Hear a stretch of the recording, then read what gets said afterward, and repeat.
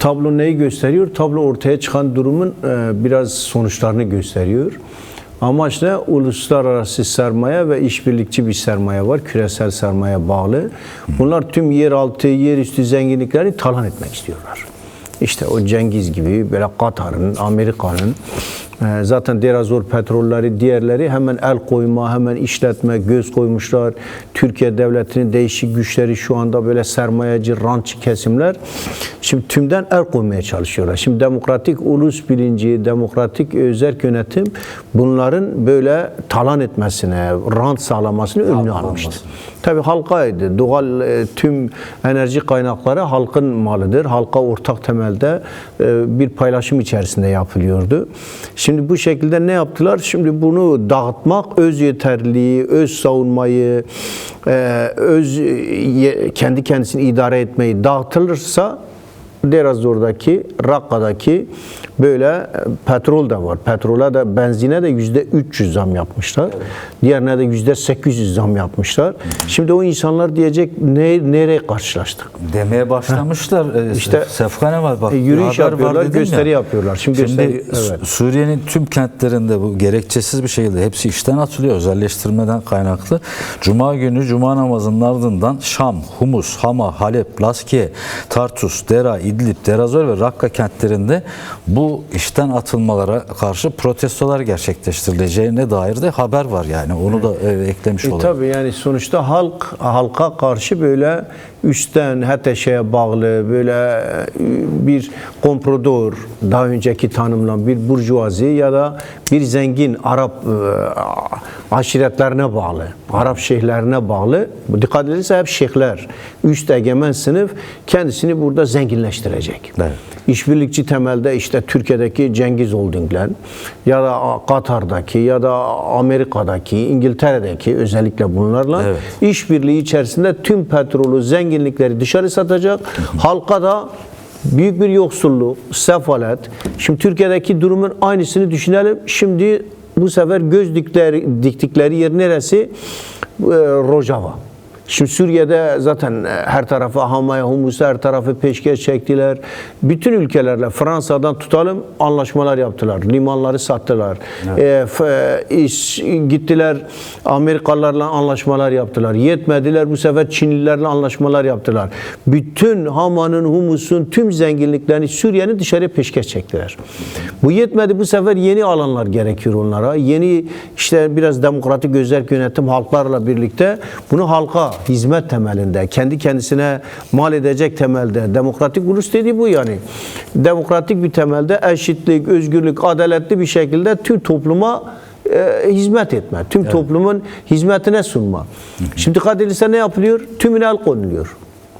Ne el konuldu? Halkın var olan enerji kaynakları, doğal enerjilerin tümüne el konuldu. Halk kurumlar içerisinde de çıkartılıyor. Kendilerine göre insanlar yerleştirilecek. Bu büyük bir tepkiye ulaşacak. Büyük bir gösterilere başladı. Büyük bir hoşnutsuzluğa başladı. Laskiye'de vardı. Tabii ya diyecekler biz nereden nereye? Bir tarafta demokratik bir yönetim, birlikte yaşadıkları, rahat, biraz daha koşulların uygun olduğu. Şimdi Kuzeydoğu Suriye'deki ya da Rojava yönetiminin tümünün alanlarıyla Suriye arasında şu anda HTŞ'nin yönettiği alan arasında çok büyük bir fark var. Evet. Nasıl büyük fark var? Büyük bir fark neydi? Bu tarafta demokratik yönetim vardı. Halk kendi kendisini idare edebiliyor. Kendisi hakkında kararlar alabiliyor. Doğal ve enerji kaynakları çok makul bir şekilde yönlendiriliyor, yönetiliyor. Kendileri bunun hakkında karar alabiliyor. Diğer tarafta ise her şey üstten işbirlikçi küresel sermayeyle ortaklaştıkları işte o şaranın yanında yer alan kurtlar, yeni rantçılar, bunların tümü akbabalar orada buna el koyacaklar. Bütün karar onların elinde. Şimdi karar kimin eline verildi? Böyle üst küresel rantçı bir sermayenin elinde. Saraya bağlı bir kesim. Sara ailesi de öyle rantçı olmuşlar. Villalarda yaşamaya başlamışlar. Kardeşi, ailesi ekonominin başına getiriliyor. Böyle daha önce bu Esad'ın ailesi vardı. Onlardan Emin Maluf diye birisi. Maluf mu de öyle çok zengin birisi. Yani o böyle etrafında her şey dayısı mıydı neydi? Onlar etrafında büyük bir zenginlik kaynağı oluşturdu. Evet. Rantçı. Şimdi bu sefer bunun etrafında oluşturdu. Ama sakallı versiyonu. Tabii bu sefer sakallı versiyonu. Sakallı versiyon el koyacaklar. Şimdi sorun burada zaten. Bunun için el koydular. Bunun için göz diktiler. Zenginlikler var, petrol var, gaz var. Bak neresi? Kuzeydoğu Suriye'de sürekli Türkiye devleti ne diyor? Zenginliklere el koydu kasede.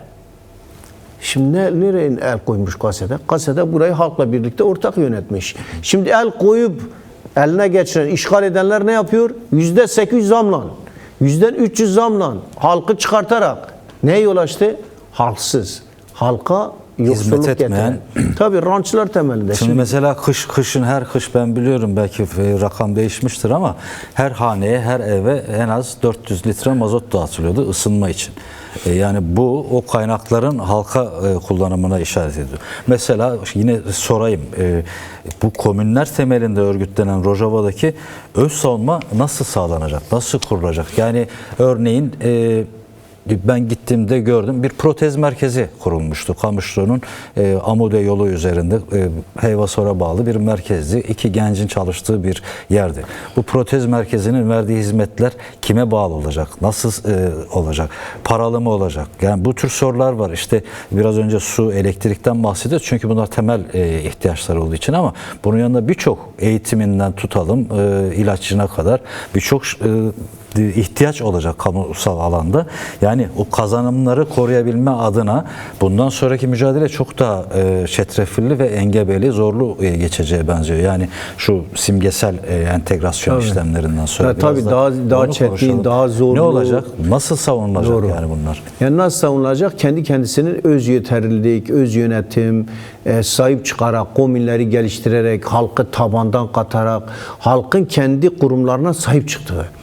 Şimdi hem burada halkı sahip çıkacak, hem tüm Kürtler Bakur'dan Başur'a kadar oradaki halkın sahip çıkması, halkın oradaki kurumlarının tümünü destek vererek, uluslararası alanda küresel çapta savunma, hem gidip öz savunma temelinde katılım yapılırken hem de bu özerk yönetim kurumlarını savunma, eş başkanlığı savunma, kadın meclislerini savunmak, kadın kooperatiflerini savunmak, kadının kendi kendisini yönetebileceği, kadının kazandığı tüm bu kurumlardaki özerk kurumunu devam ettirme. Bunda taviz verilemez. Bu bir kırmızı çizgi. Öz savunma sadece YPJ olarak değil. Tüm kadın kazanımları, kongresler olarak oradaki kadınlar tüm meclislerde, ekonomik alanda, siyasal alanda, toplumsal alanda kazandıkları toplumsal bir sonuçta Kuzeydoğu Suriye'nin kendi toplumsal bir yasası vardı. Kendi toplumsal bir sözleşmesi vardı. Şimdi bu sözleşmeyle özerk olacak. Kendi kendisine yeterli olacak. Şimdi ona müdahale edecek. Her şeyi kendi şeriatçı düzeni gibi, Şam yönetimi gibi yapamaz. Şimdi burada bir ayrıkısılık var. Bir çatışma. Burada bir çelişki olacak. Burada bir mücadele olacak. Bu mücadele kadın yönetimleri, kadın yeterli, kadın meclisi, kadın çalışmaları, kadın kooperatifleri kendisini savunacak. Aynı şekilde tüm ekonomik kurumlar, tüm kendisine yeterli durumda olmak zorunda. Şimdi yok onlar devlet olarak işte Suriye yönetimi, Şam yönetimi dediğimiz rantçılara bağlanmış. Rantçılar temelinde sürekli böyle göz koyacak, rant sağlayacak, sürekli zamlarla yüksek düzeyde onlar üzerine şimdi kendi kendisine yeterli olacak bir ekonomik altyapı oluşturmak zorunda. O oluşturdu. Komünlerdi. Komünler dayanışmaydı. Şimdi dayanışma içerisinde tarım kooperatiflerinden, işte sanayiden geliştirdikleri kooperatiflere, geliştirdikleri tüm ekonomik sahalardaki üretimlere, kooperatiflere, komünlerle yeniden kendi kendisini yeterli duruma getirecek. Şimdi burada bir işte bazı petrol kuyularının teslim edilmesi, şimdi sonuçta petrol kuyularını alacak. Ama buradan bir ekonomik gelir oradaki öz yönetimin olmak zorunda. Öz yönetim bunlar üzerinde o alana para sağlayacak. Kapılar üzerinde yine belli bir hükümetle birlikte o Şam yönetimiyle, geçici Şam yönetimiyle olurken onların gözüne diyor o petrolden ne kadar alırsam, rant sağlarsam, o kapılarda ne kadar para sağlarsam, tüm ekonomik kaynaklar ilk etapta bu. Evet. Tabii şimdi belli asayiş entegrasyon diyor, gözleri buraya dikmişler. Para. Para nereden gelecek? Rant nereden gelecek? Şey nereden gelecek? Tabii halk da kendisini alacak. Oradaki öz yönetim, özerk yönetim, oradaki halk kendisi çalışırken memuruyla, mühendisiyle orasının halkı olacak. O halk kendisini geçindirirken aynı şekilde oradaki satılacak olan petrolden de Haseki vilayeti için tümünün belli bir geliri olmak zorunda. Evet. Bu anlaşmalar Ne kadar, yüzde kaç olacak? Eskide %30 mu istemiş, şimdi yüzde kaçtır? Bunlar nasıl gelir, tekrardan dönüşüm sağlayacak? Sadece bununla yeterli olmayacak, gözü orada. Nerede olacak? Kendi toprağında olacak, kendi ekim yerinde olacak, ortak şekilde geliştirdiği sistemde olacak. Bu sistem onun garantisidir. Sistem hem kadının garantisi, demokratik özerk yönetim, kendi kendisini yöneten öz yeterlilik temelinde, öz sözcülük temelinde, ekonomik olarak da kendi kendisini ayakta tutacak, muhtaç olmayacak. Bu onun garantisidir. Nasıl yapacak bunu? Birlikte kendi kooperatiflerini oluşturmuş olduğu tarımdan hayvancılığa kadar oradaki tüm şeylerini daha işlevsel olarak görecek ki kimseye muhtaç olmayacak. Kendi kendisini, gözü Şam'dan ya da değişik bir yerde değil, kendi kendine yeterli olabilecek ortaklaştıkları bu komünler, kooperatiflerle ekonomik alanda kendi kendisini idare edebilecek, destek verilebilecek. Şimdi yüz binlerce insan gitti. Nasıl idare ediliyor şimdi Cizre'de? Halk komünlerle dayanışma içerisinde, seferberlik temelinde.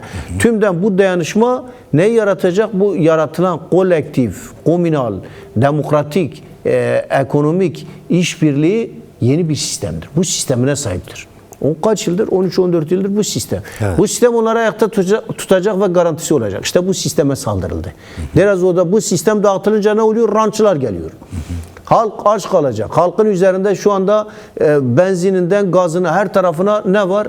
Büyük %800, %300'lük bir zam var. Ama bunu özerk olacak. Kobani kendisini özerk konumunu, kendi aynı şekilde Haseki kendi biraz kurumlarını.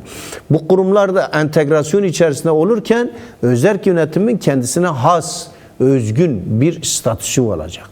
Niye? Bu statü korumak için mücadele edilecek. Kendi statüsüne, kendi alanları içerisinde ekonomik işbirliğini, yardımlaşmasını, dayanışmasını, kurumlar arasındaki biraz önce belirttiğine dedim bir sürü kurumlar olacak. Evet. Şimdi gaziler var. 30 bin gazi.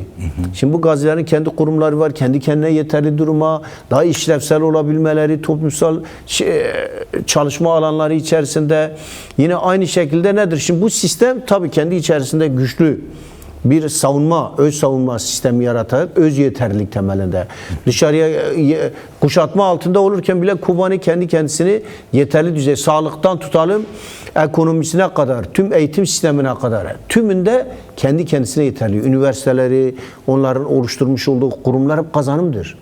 Bu kazanımlar korunacak.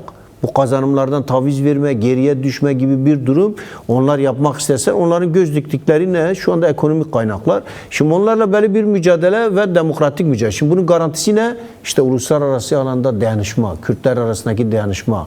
Bu sistem gözü gibi koruyacak. Bu olmazsa olmazdır. Kadın özgürlükçü olmazsa, oradaki sistem komünal olmazsa, yine kolektif olmazsa, rantçılar, komprador işbirlikçiler, zenginler, egemenler gidecekse oraya ne gibi yapacak? Cengiz Holding göz dikecek oraya. O Cengiz gibi böyle çakalların oralarda dolaşmasına fırsat verilmiyor. Yatırım yapacaksa da, diğeri yapacaksa da belli bir standartı olacak. Onlar öyle eskisi gibi yani şey gibi olmayacak. Şam yönetimi her şeyi peşkeş çekiyor. Her şeyi bunlara peşkeş çekiyor. Rantçılık temelinde kendisine biraz rant sağlayarak ondan sonra her şey yapabilir. Buna fırsat verilmeyecek. Şimdi bundan dolayı bir mücadele gerekiyor. Bundan dolayı demokratik siyaset, demokratik mücadele, demokratik o ruh, komünal ruh esasında budur. Şimdi bundan vazgeçildi mi ne olacak? İşte o Şam yönetimi içerisindeki huzursuzluklar, böyle rantçılar, işbirlikçiler, hangi kesime nasıl ne yapılacağını belirsiz, bir hukuk yok, bir sözleşme yok, bir nizam yok. Şu anda onu yönetebilecek bir akıl yok. Şu anda nedir? Rantçılıktan gelmiş eski Bas sisteminin, Esad sisteminin, Bas'ın o milliyetçilik temelindeki kesimler şu anda bir sürü kadro onlar yönetiyor. Eski ulus devletçi, milliyetçi, tekçi zihniyet yıkıldı. Yıkılmasına rağmen o yıkıntıları biraz düzeltmeye çalışıp üzerine bir yeşil sos, basına da bir şey getirecekler. Ne diyor bu?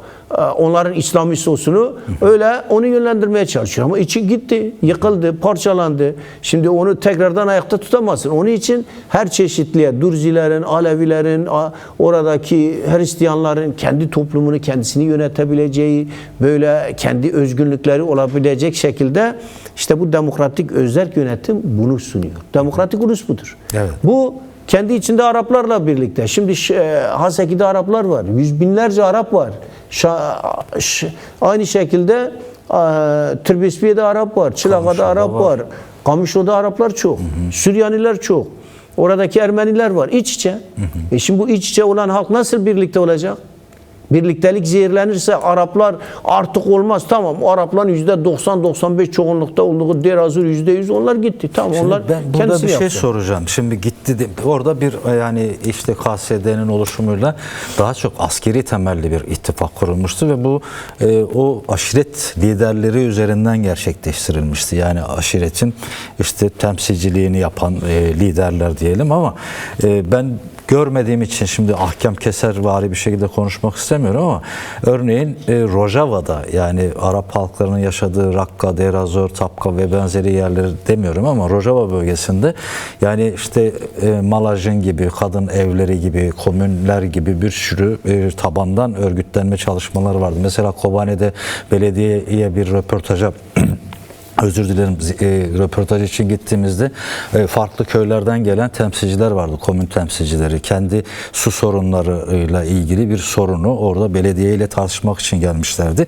Şimdi bu yani herkes tabii ki geçmiş deneyimlerinden bir şeyler öğrenerek daha iyisini gerçekleştirir.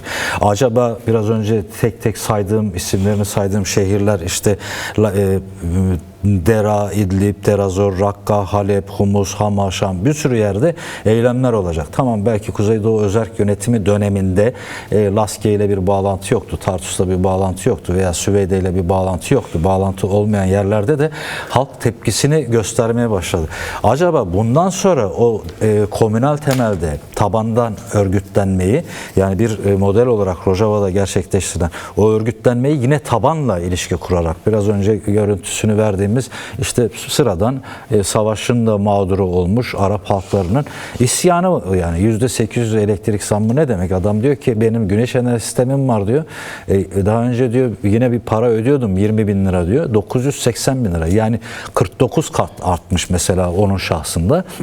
Diğer protestocular da aynısını söylüyor ama belli ki bu su daha çok hamur kaldıracak. Yani bundan sonraki süreçte, önümüzdeki süreçte halkların tabandan örgütlenmesini daha güçlü bir şekilde inşa etmek, hem Rojava'da yaratılan demokratik ulus değerlerini korumak, hem de demokratik bir Suriye korumak, hem de yaratılmak istenen işte Arap şövenizmi, milliyetçiliği üzerinden Kürt-Arap çatışması yaratmayı hedefleyenlere karşı bir panzehir olmaz mı? Yani bu konuya dair yorumun nedir? Nasıl değerlendirirsin? Tabii yani şimdi KCK'de açıklamasında dedi yani buradaki yaratılan bu demokratik sisteme, demokratik ulus sistemine bir saldırıydı. Bu sistemi, bunu halklar arasında birlik olamayacağını, halkların sürekli çatışması gerektiğini, işte herkesin kendi başına olması, tekçi temelde Araplar ayrı, Kürtler ayrı, Süryaniler ayrı, her şeyin ayrışması gerektiğini belirten bir zihniyet. Ayrışma neye yol açar? Çatışmaya yol açar. Ayrışmada ne açar? Çünkü demografyada, coğrafyada böyle sabit, tek bir halkın yaşadığı bir alan yok. Kobani tamam %90-95 öyle.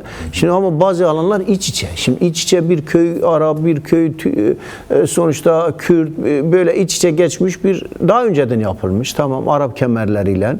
Şimdi bir de dağılmış. Şimdi Ruknedin'de Şam'da Kürt halkı var. Ama Humus'ta Kürt halkı var. Belli bölgelerde kalmış böyle.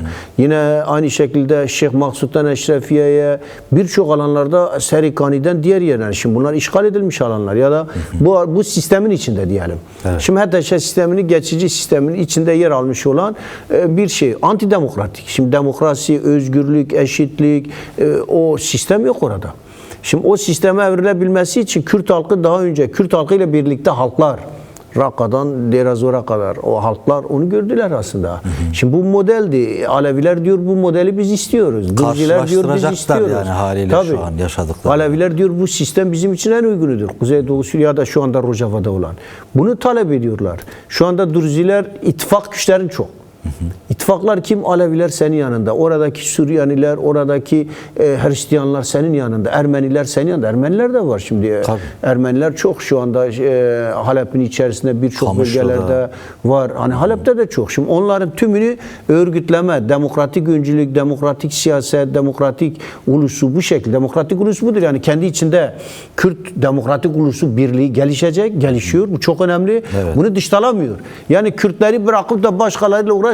Kürtler demokratik ulus bilinciyle ayakta.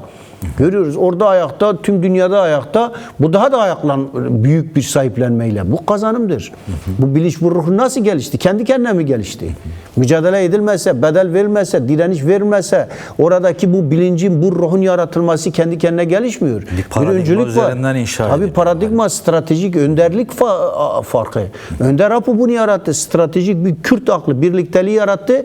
Kürt aklıyla birlikte şu anda diğer halklarla birlikte. Tamam. Burada belli bir provokasyon yapıldı. Belli oyunlar, uluslararası komplolar, bir iki bölge böyle Arap bölgelerini oraya göz diktiler. Çünkü petrol ve gazın olduğu bir yerdi. Zenginlik kaynaklarıydı. Tüm uluslararası güçler, işbirlikçi işte bu Arap egemen aşiret güçlerle işbirliği sağlayarak Suudi Arabistan, Körfez müdahalesi vardı. Türkiye'nin müdahalesi vardı. Zaten HTŞ gibi bir güç paravandır. Korumadır, bir bekçidir. Gönderir oraya bu işleri yap. Cengiz oldu kurt gibi oraya gönderir. Diğeri Katar'ını, Suudi Arabistan kendi adamını oraya gönderecek. Telekom'u Suudi Arabistan almış bu arada. Onu da yani söyleyeyim. onlar üzerindedir. Onların sermayesi. Suudi sermayesi, Katar, Arap sermayesi ya da orada Körfez sermayesi oraya göz dikmiş. Evet. Ama buna karşı işte büyük bir direniş. Şimdi bunlara karşıdır. Talana karşı. Böyle talan budur. Talan sadece askeri işgal değil. Askeri işgal bir yere geldi, durduruldu, frenledi. Şu anda diğer anlamda, toplumsal alanda onun toplumsal zeminini çökertme, oradaki yaratılan bu değerleri, kazanımları, kurumları, sistemin dağılmasını değil, tabii dağıtmaya çalışıyorlar. Evet. Kürtler arasındaki birliği, Enekese'yi çağırıyor, onlara vaatlerde bulunuyor. Kesin demiştir, seni bakan yaparım, bakan yardımcısı yaparım, görevler veririz, diğeri veririz, bizim yanımızda yer al. Sözler çok. Kandırmaya çalışacak. Bunu bilmeyecek bir şey yok yani. Şimdi onları çağırırken sadece bunlar talepte bulundu değil. Kürtler arasındaki birliği dağıtmak için müdahale ediyor. Şam niye şu ana kadar onu kabul etmiyordu? Kabul etmesinin amacı bu. Aşiret liderlerini önderle sözle çağırıyor. Türkiye bir tarafta çağırıyor, bir tarafta Şam çağırıyor. Birbirine bıraktırmak için bunu yapıyor. Ama sen ne yapıyorsun? Halka. Fakir halka, yoksul halka, böyle %800-300 gelmiş, böyle çıkarılmış olan, çalışmayan insanların tümüne seslen. Birlik olalım. Değil mi? Bunlar hepsi bizim. Bunlar tüm Suriye halklarının kendi toprağında, kendi ülkemizde bırak zenginliklerimizle birlikte yaşayabiliriz. Niye çatışalım? Niye mezhepsel, niye böyle etnik çatışmalar içerisinde? Her etnik yapı Aleviler kendi bölgesinde. Biz Alevi toplumunu da savunuyoruz. Alevileri bırakalım, ne hali varsa gör diyemeyiz. Dürziler ne hali varsa gör diyemeyiz. Birlikte yaşananlar Suriye topraklarında demokratik bir Suriye için mücadele ediliyor. Bu işte Kürt Demokratik Ulus Birliği'ni dıştalamıyor. Onlar daha güçlü bir birlik, daha güçlü bir savunma, daha güçlü bir dayanışma. Bununla birlikte giderek bu sistemi kendi içinde oturtmak, kendi sistemini kalıcılaştırmak ve yaygınlaştırmak. Nereye? İşte gideceğin yere Halep'te Kürtlerle bir bilinci gelişti, demokratik meclisleri gelişti, kadın öncülüğü gelişti. Gidip Aleviler içerisinde, Dürziler içerisinde, Şam'daki biraz daha Sunni ama biraz daha modern, demokratik olan kesimler için bunu yaygınlaştıracaksın. Tabii şeyin içerisinde var. Mesela tek örnek vereyim. Bu Münbiç içerisinde. Münbiç içerisinde biraz daha aydın, biraz daha böyle ileri olan çeşitli seküler partiler oluşturmuşlardı. Evet. Ta şey döneminde. Bunlar tabii bir aydın bir kesim var. Onlar devreye girecek. Onlarla dayanışma işbirliği içerisinde bunları demokratik öncülük kim yapacak Suriye'de? HTŞ zihniyeti İslamcı, işte cihatçı, geri budur. Bununla bu mu yönetecek? Yönetemez. Halklar kabul etmez. Alternatif kim? İşte Kuzeydoğu Suriye'de ya da şu anda Rojava'daki bu sistem, bu paradigma, demokratik ulus dediğimiz budur. Yani demokratik sistem. Evet. Bir demokratik sistem, eşitlik, adalet var. Diğerinde talan, Cengizlerin göz koyduğu Katar'ın, sermayenin işbirlikçi komplodur. İşte bu kesimlerin biraz daha palazlandığı, göz diktiği bir sistem var. Halkın fakirleştiği bir sisteme mi gidilecek yoksa halkların birlikte olduğu, biraz daha huzur içerisinde, biraz zenginlik içerisinde var olan ekonomik, doğal zenginlikleri kendileri için harcanacak bir sistem. Açlık, hangisi yoksulluk çekilmeden, çocuğunun geleceği kaygısı yani taşımadan. hangisi makul diyelim, düşünelim. Yani şimdi sistem budur. Bunların çatışması var işte. Evet. Biri sermayedar, uluslararası sermaye göz dikmiş tüm zenginliklere. İran'a diyor, İran'a göz dikmiş zenginliklerine. Diyor ya, diyor bana petrolü verirsen, bana bunu verirsen, Venezuela neresi ona el koydular? Venezuela. Niye el koydu? Petrol benim. Adam açık söylüyor. Biraz daha açık sözlü bu Trump. Aç gözlü. Saklamıyor. Tabii saklamıyor. Şimdi daha eskiden maskeleri vardı, yüzleri farklıydı. Şu anda uluslararası sermaye, vahşi, kapitalist modernitenin bu vahşiliği bütün zenginliklere dünyanın neresinde varsa el koymaktır, benimdir. Davos'ta Kanada Başbakanı'nın konuşması da bu yönlüydü zaten. Eskiden diyor vitrinde bir tabela vardı, kurallar tabelası. Biliyorduk zaten o kuralların işlemediğini, önemli olmadığını. Ama o tabela bile indi diyor artık yani. Yani bir orman kuralı dönemine girmiş durumdayız. Zamanımız daraldı. Bir 4 dakikamız daha var. Biraz önce sen değindin. Bu Enekeseli heyet resmi olarak ilk kez resmiyette davet edildi de HTŞ'liler tarafından duyurulmuştu. Şam'da yaptığı ziyaretten sonra bir açıklama yapmışlar. Sadece kısa bir bölümünü okuyacağım. Buna dair de biraz önce değindin, üstünden geçtin ama biraz konuşalım. Bu Enekesi demiş ki 13 numaralı kararnameyi memnuniyetle karşılıyoruz ve bunu olumlu bir adım olarak değerlendiriyoruz. Ayrıca Kürt halkının ulusal haklarının etnik ve dini çoğulculuğu yansıtacak şekilde Suriye Anayasası'nda güvence altına alınmasını talep ettik demiş. Aynı zamanda tüm bileşenler arasında da adalet ve eşitliğin sağlanmasına önemine de dikkat çektik diyor. Sadece bir bölümünü okudum. Biraz da bunu yorumlayalım. Yani biraz önce sen işaret ettin, o birlikteliği dağıtmaya çalışan bir yaklaşım var ama biz geçtiğimiz sene yapılan ortak bir açıklamada da Enekese'nin duruşunun daki ifadeleri bakalım önümüzdeki dönemde gerçekleştirecek mi? Çünkü bu heyetin içerisinde işte HTŞ'nin Afrin'e atadığı kaymakam da boy verdiği için gündemde Afrin, evet, Keselim mi? Nedir acaba? İşte Afrin'in gündemde olduğuna dair söylentiler de çıktı. Son 4 dakikamız, bunu da yorumlarsan kapatmadan. Şimdi aslında neyi gösteriyor? Şimdi burada Kürt ulusal birliğinin bozmaya çalışan. Şimdi eğer bu demokratik entegrasyon denilen süreç nedir? Yani karşılıklı Kürt halkının özerk, otonom kazanımlarıyla birlikte Suriye devletiyle birlikte Suriye devletinin var olan kurumları, var olan sisteminin, daha yok sistem. Evet. Şimdi hukuksal bir sistem yok. O hukuksal sistemi, toplumsal sözleşmeyi oluşturma, tam garanti altına alma önemli. Şimdi bir kararnameyle 13 sayılı mı yasa kararname çıkarmış. Bu kararname kağıt üzerinde Kürtlere bunları verdim. Yarın diğer vermedim. Geçicisin sen yani. Geçici, yarın da vermedim. Yarın diyecek aldım. Bir de ne vermiş? 2 saat eğitim. Çocuk mu kandırıyorsun? 13-14 yıldır insanlar üniversitede mezun oldular. 800 bin insan kendi diliyle, kültürüyle, diğeriyle yetişmiş bir kültür, bir bilinç, bir şey. Sen nasıl bunu geri alabilirsin? Geri almaya çalışıyor. Yani bu kararname neresi ileri? Hadi diyelim kendisine göre yani Kürtler anayasada yer alacak, Kürtler kabul edilmiş. Hangi anayasa? Tabii hukuksal. Hangi anayasada? Yani? Anayasa için Kürtlerin yer alması gerekiyor. Kürtler tamam ortak bir Kürt birliği temelinde. Bu çok önemliydi. Sayın Mazlum Abdi de dedi. Bundan sonra ben Kürt birliği temelinde gidip Şam'la görüşebilecek ortak bir Kürt stratejik birliği, politik birlikteliği. Şimdi bu uluslararası gösteriler, Kürtler arasındaki ulusal demokratik birliğe çağrı yaptılar. Birlik olun. Ayrışmayın. Gideceksen birlikte gideceksin. Ayrıştırmaya çalışıyor seni. Bölüştürmeye çalışıyor. Birbirine böyle bazı imkanlar, olanaklar. Şimdi bu desteğe Blind vardı. Bunu da söyleyerek bitireyim. Şimdi bu desteğe Blind vardı. 2013 müydü? 14 o dönemde. Yani desteğe Blind Enekese ile oradaki TEV'den birlikte hareket ediyor. Şimdi geldiler hemen diyor hani bize yeni yer, bize imkan verin. Bu kurumu bize verin. Bize para verin, bize maaş verin, araba verin. Nerede var? Şimdi bunu istiyor. Şimdi diyoruz ki biz bunları olanlar halkın malıdır. Sen gönüllü katılacaksın. Bu işleri birlikte onlara mevki böyle bazı yerleri isteme koltuk değil. Hizmet temelinde. Yani. Koltuk istiyor, yer istiyor, mevki istiyor. Şimdi Şara'da kurnaz bir adam tabii. Bu işi öğrenmiş biraz. Öğrenmeye çalışıyor. Öğretiyorlar ona. Bu Cengiz gibi kurnazlar böyle kurt gibi adamlar. Onların biraz para ver. Aşiret reisine para ver. Zaten gidiyor baş aktörde bu Suudi Arabistan'ın şeysi milyar veriyor. Trump'a da veriyor trilyon. Onu da susturuyor, kendisi için kullanıyor. Parayla. Parayla her şeyi yönlendir. Parayla neyi satacaksın? Parayla kimi yönlendireceksin? Parayla birlik olmaz. Parayla insanlar kendisi onurunu, geleceğini, kendi kimliğini, kendi şeysini satmaz. Yani biz sanmıyoruz Enekese hemen böyle bir oyuna düşsün. Enekese de biraz artık gördü yani demokratik ulus bilinci olmadan ya da Kürtler birlik olmadan, hareket etmeden şey de gördü. Başur hükümeti de gördü. Evet.